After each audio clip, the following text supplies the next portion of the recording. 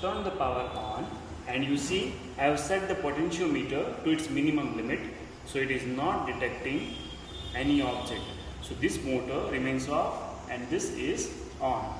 Now tune the potentiometer a bit and see if it starts detecting the object. Not yet.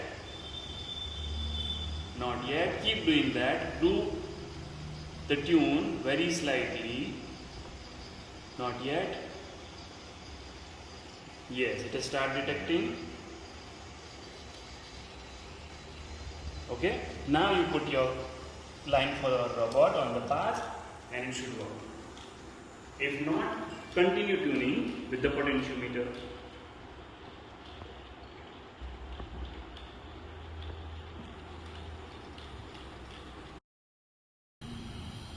Here in this circuit, this motor is in direct control of IR element and this motor is under control of flip element.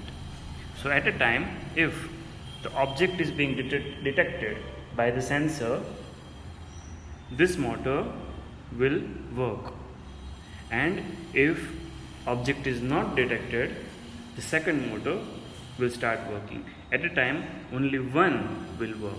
That means the motor will tend to go either in the left direction or in the right direction, depending on which motor is turned on.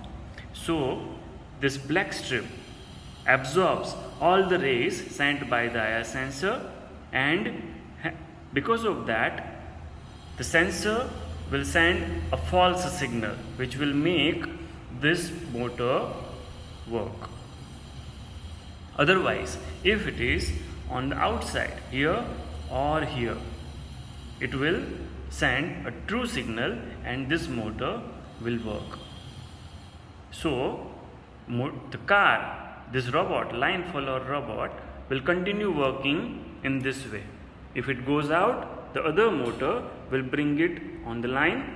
If it goes out on the other direction, the same will happen, and the other motor will bring the robot on this line, like this.